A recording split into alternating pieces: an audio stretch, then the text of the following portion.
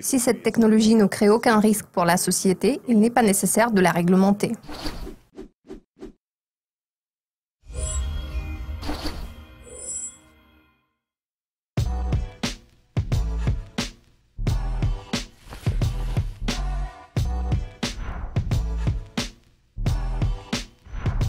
Les nouvelles technologies et la réglementation de l'État sont des sujets qui sont actuellement sur toutes les lèvres et qui suscitent de vives discussions.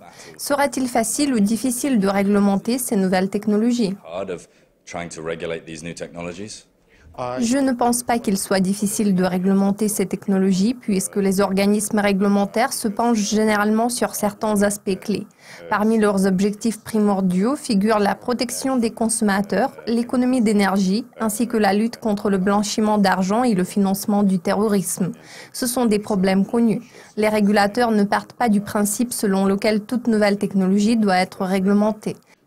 Ils évaluent les risques que ces technologies présentent pour la société dans son ensemble et puis ils réfléchissent à la façon dont l'écosystème de ces technologies doit gérer ces risques.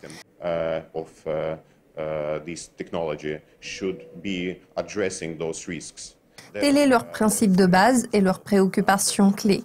Si cette technologie ne crée aucun risque pour la société, il n'est pas nécessaire de la réglementer. Étant donné que la blockchain et les crypto-monnaies ont été initialement conçues en tant qu'éléments hors système, comment pouvons-nous faire en sorte que ces éléments fonctionnent bien au sein du système ?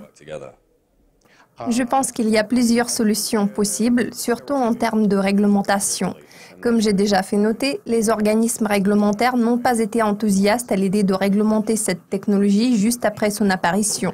Les régulateurs étaient d'avis qu'ils n'avaient pas besoin d'intervenir. Quand cette technologie a commencé à influencer la société au sens large en donnant lieu à certains dilemmes éthiques, cela est devenu un problème.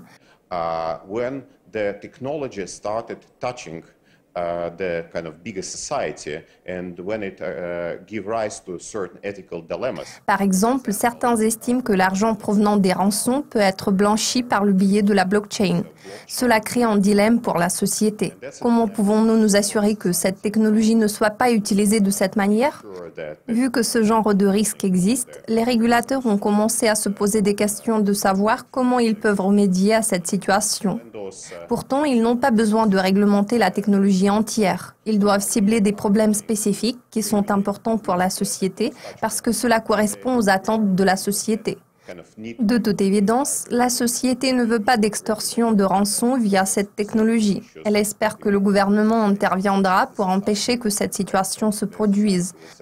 Par conséquent, le gouvernement commence à réfléchir aux mesures qu'il pourrait prendre pour éviter ce scénario. C'est un problème, voire un dilemme moral que nous aimerions résoudre.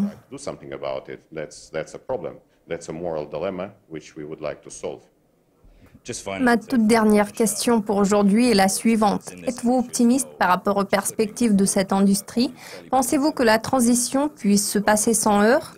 Croyez-vous qu'il soit possible d'assurer un bon fonctionnement de cette industrie dans le futur?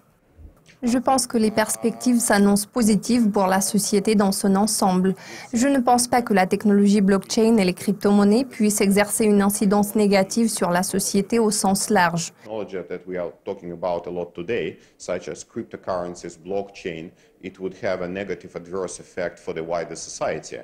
Il se peut qu'il soit problématique pour certains acteurs de l'industrie de continuer à travailler comme avant. Par exemple, je m'attends à ce que le gouvernement impose des contrôles plus rigides.